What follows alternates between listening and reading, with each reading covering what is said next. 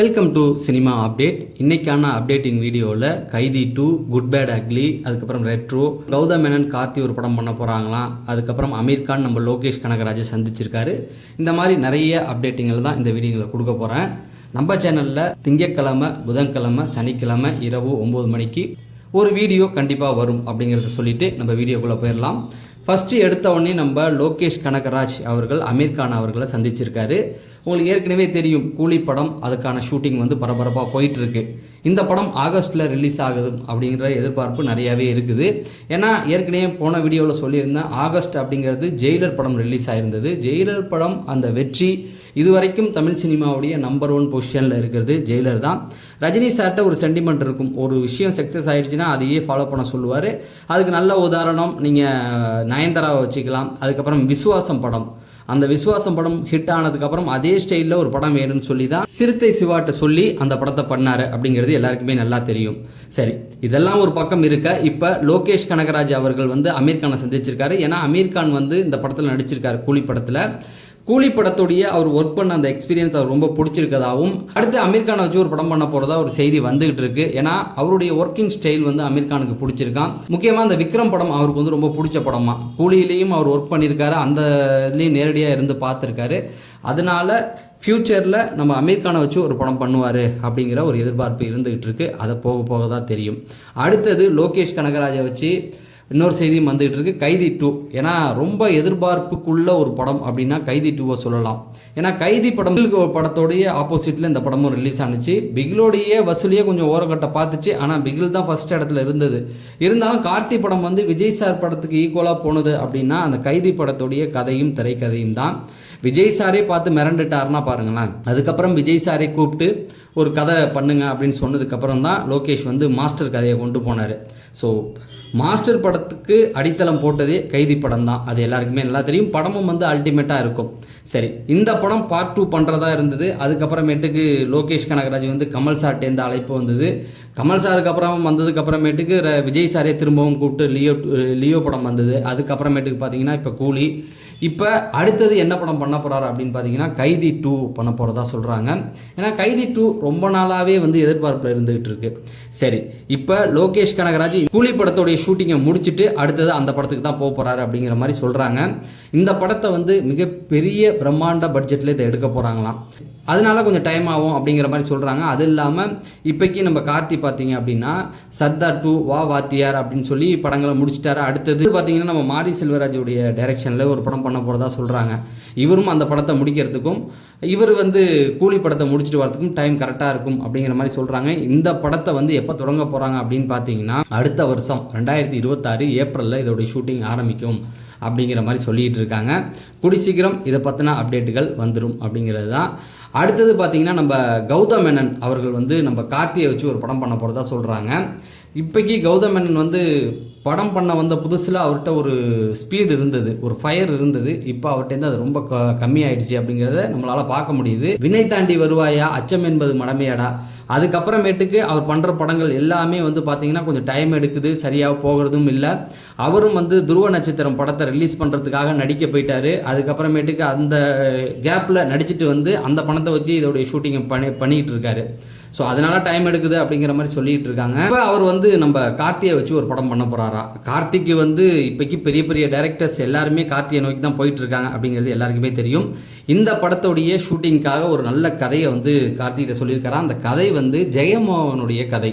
ஜெயமோகன் இப்போ நம்ம விடுதலை படம் பார்ட் 1, பார்ட் 2 அதெல்லாம் அவருடைய ஸ்டோரி தான். அதை தான் வந்து பண்ணிகிட்டு இருக்காங்க. ஸோ அவருடைய கதை திரைக்கதை வசனத்தில் கார்த்தியை வச்சு ஒரு படம் பண்ண போகிறாராம். அதுக்கான பேச்சுவார்த்தைகள் போயிட்டுருக்கு. ஏற்கனவே வந்து மலையாளத்தில் டோமினிக்னு ஒரு படம் பண்ணார், நம்ம மம்முக்காவை வச்சு பண்ணார். படம் வந்து எதிர்பார்த்த அளவுக்கு போகலை. எதிர்பார்த்த அளவு அப்படிங்கிறத விட படுந்தோல்வி அப்படிங்கிற மாதிரியே சொல்லலாம். அந்த அளவுக்கு அவருடைய பேரே வந்து ரொம்ப நாஸ்தி ஆகிடுச்சு. கூடி சீக்கிரம் கார்த்தியை வச்சு அந்த பேரை மீட்டு எடுப்பார் அப்படிங்கிற ஒரு பெரிய நம்பிக்கை அவருக்குள்ளேயே இருக்குது. கூடி சீக்கிரம் கார்த்தியும் நம்ம கௌதம் மேனனும் இணைய போகிறாங்க அப்படிங்கிறது தான். சூர்யா பற்றி பேசலாம். அவருடைய படம் வந்து ரெட்ரோ எல்லாருக்குமே தெரியும். வர May 1 வந்து அந்த படம் ரிலீஸ் ஆக போது. அது தல அஜித்தோடைய பிறந்தநாளுக்கு அன்னைக்கு வரப்போகுது. தல அஜித்தோடைய பிறந்தநாளுக்கு வரப்போகுது அப்படின்னும் போது அதில் தல அஜித்தை பற்றின ஒரு சுவாரஸ்யமான விஷயமும் இருக்குது. என்ன அப்படின்னு கேட்டிங்கன்னா, ரெட்ரோ படத்துடைய கதை கார்த்தி சுப்புராஜ் தான் டைரக்ஷன் அப்படிங்கிறது தெரியும். இந்த கதையும் குட் பேட் அக்லியோடைய கதையும் வந்து ஒரே கதை தான் அப்படிங்கிற மாதிரி செய்திகள் இப்போ வந்து சோஷியல் மீடியாக்கெல்லாம் வைரலாக போயிட்டுருக்கு. அப்படி என்னங்க அப்படின்னு பார்த்தீங்கன்னா, கார்த்தி வந்து ஒரு டான் மாதிரியான ஒரு ஆள் தான் அந்த படத்தில். அவருக்கு ஒரு பொண்ணு மேலே ஒரு காதல் வருது. அதுக்கப்புறம் அந்த காதலுக்காக எல்லாத்தையும் தூக்கி போட்டு அந்த பொண்ணோட வாழ்கிறதுக்கு ட்ரை பண்ணும்போது அவர் முன்னாடி பண்ண சம்பவங்களால் அவருக்கு வந்து ப்ரெசண்டில் பிரச்சனைகள் வரும். அவர் வந்து அதை எப்படி எதிர்கொள்ட்டு அதுக்கப்புறம் அந்த காதலியை நோக்கி வராரா இல்லையா அப்படிங்கிறத சொல்கிற ஒரு படம் தான் வந்து ரெட்ரோ படத்துடைய கதை. ஸோ கார்த்திக் சுப்புராஜ் அவருடைய ஸ்டைலில் அந்த படத்தை பண்ணியிருப்பார் அப்படிங்கிறது எல்லாருக்குமே தெரியும். அவர் இது வரைக்குமே வந்து டான் கான்செப்ட் தான் பெருசாக பண்ணிகிட்டு இருக்காரு. ரொமான்டிக் லவ் இந்த மாதிரியான விஷயங்களில் ஃபோக்கஸ் பண்ணதில்லை. இந்த படம் முழுக்க முழுக்க லவ்வை பேஸ் பண்ணி தான் இருக்கும் அப்படிங்கிறத சொல்லிட்டாரு. ஸோ இதுதான் வந்து குட் பேட் அக்லியோடைய கதையும் அப்படிங்கிற மாதிரி செய்தி வந்திருக்கு. ஸோ எப்படி இருக்க போகுதுன்னு தெரியல. ஆனால் கண்டிப்பாக 2 டைரக்டர்ஸுமே வந்து கதை திடுற ஆளுங்க கிடையாது. நம்ம அட்லி, முருகதாஸ் மாதிரி இவங்கெல்லாம் தனித்தனியாக யோசிக்கக்கூடியவங்க தான். பட் ஏதோ ஒரு இடத்துல எதிர்பாராத ஒரு ஆக்சிடென்ட் நடக்கல, அந்த மாதிரி நடந்துருச்சுன்னு நினைக்கிறேன். பட் 2 பேருடைய ஸ்க்ரீன் பிளேயும் வேறு லெவலில் இருக்கும். ஏன்னா இப்போ ஆதிக் ரவிச்சந்திரனுடைய ஸ்க்ரீன் பிளே, அவர் சொல்கிறவே இதெல்லாம் ஒரு தனி ஸ்டைலாக இருக்கும். இந்த பக்கம் கார்த்திக் சுப்புராஜோடைய கதை அது வேறு விதமாக இருக்கும். ஸோ அதனால் 2க்கும் ஸ்க்ரீன் பிளே வைஸ் நிறைய டிஃப்ரெண்ட் இருந்தாலும் கதைக்களம் ஒன்று தான் அப்படிங்கிறது தான். ஏற்கனவே வந்து நம்மளுடைய பாலு மகேந்திரா, இப்போ 2K கிட்ஸுக்கெலாம் தெரிய வாய்ப்பு கிடையாது, பாலாவுடைய குருநாதன் சொல்லலாம், வெற்றிமாறனுடைய குருநாதன் சொல்லலாம். அவரே வந்து ஒரே கதையை 2 ஸ்க்ரீன் பிளேயில் பண்ணியிருப்பார். அது என்ன படம் அப்படின்னு பார்த்தீங்கன்னா, ரெட்டைவால் குருவி, அதுக்கப்புறமேட்டுக்கு சதிதி லீலாவதி. இந்த 2 படத்துடைய கதையும் ஒன்று தான், டைரக்ஷனும் அவர் தான். பட் அந்த 2 படத்துடைய ஸ்க்ரீன் பிளே வைஸ் வந்து நிறைய டிஃப்ரெண்ட் காமிச்சிருப்பார். ஸோ அந்த மாதிரி தான் இந்த படமும் இருக்கும் அப்படிங்கிறது என்னுடைய பெரும் நம்பிக்கை. அடுத்தது பார்த்திங்கன்னா கடைசியாக நம்ம குட் பேட் அக்லிக்குள்ளே வந்துடுவோம். Good Bad Ugly April 10 release ஆக போகுது அப்படிங்கிறது எல்லாருக்குமே தெரியும். இப்போ இந்த படத்தை பற்றி 2 அப்டேட்டுகள் வந்திருக்கு. ஃபஸ்ட்டு நான் ஏற்கனவே சொன்ன மாதிரி குட் பேடோடைய அக்லியோடைய கதையை வந்து சொல்லிட்டாங்க.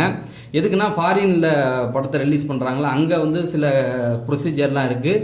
இந்த படத்துடைய கதையெல்லாம் பற்றி சொல்லும்ல, அப்படி சொல்லும்போது வந்த செய்தி தான் சொல்கிறாங்க. இதில் அஜித் அவர்கள் வந்து ஃபஸ்ட்டு டானாக இருப்பார். அதுக்கப்புறமேட்டுக்கு அதெல்லாம் வேணாம் அப்படின்னு சொல்லிட்டு ஒரு நார்மலாக நம்மளும் வந்து திருந்தி வாழலாம் அப்படின்னு அவர் முயற்சி பண்ணும்போது, அதுக்கப்புறம் அவருடைய எதிரிகள் அவர் துரத்திக்கிட்டு வந்து அவர் நிம்மதியாக வாழ விடலை. அதுக்கப்புறம் அதை முடிச்சுட்டு அவங்களெல்லாம் முடிச்சுட்டு திரும்ப வருவார் அப்படிங்கிற மாதிரி சொல்கிறாங்க. ஸோ இதுதான் வந்து குட் பேட் அக்லியோட கதை. இது கேட்கும்போதே தலை அஜித்துக்கு ரொம்ப சூட்டபுளாக இருக்கிற வேண்டிய ஒரு விஷயம்தான். எப்படி பார்த்தாலும் ஃபஸ்ட்டு எடுத்தோடனே டானா வரப்போகிறது கிடையாது, அது நல்லாவே தெரிஞ்சு போச்சு. ப்ரெசண்ட் ஃபஸ்ட்டு காமிக்கும்போது ஒரு நார்மல் காமன் ஒரு மனிதனாக காமிச்சு அதுக்கப்புறமேட்டுக்கு ஃப்ளாஷ்பேக்கில் வந்து அவர் டான்னு காட்டுவாங்க. திட்டத்தட்ட எல்லாமே வந்து பாஷா தான், பாஷாவுடைய கதை தான்.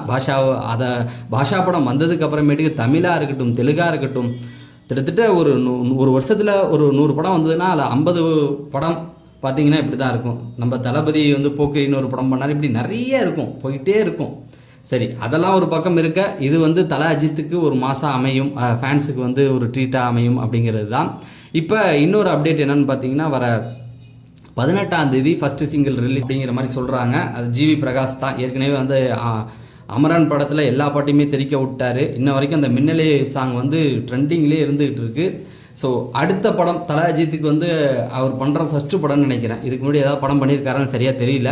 தல அஜித்துக்கும் ஒரு ஃபஸ்ட்டாக ஒரு படம் பண்ணுறாரு. எந்த அளவுக்கு ஏற்கனவே ஒரு படம் பண்ணியிருக்காரு, கிரீடம் படம் பண்ணியிருக்காரு. கிரீடம் படத்தில் எல்லா பாட்டுமே சூப்பராக இருக்கும், பட் எல்லாம் கிளாஸாக இருக்கும், மாசாக எதுவும் கொடுத்ததில்லை. பட் இந்த படத்தில் கொடுத்துருப்பாரு அப்படிங்கிற ஒரு நம்பிக்கை. அதான் ஃபஸ்ட்டு சிங்கிள் வந்து வர 18ஆம் தேதி வரப்போகுது அப்படிங்கிற மாதிரி சொல்லிக்கிட்டு இருக்காங்க.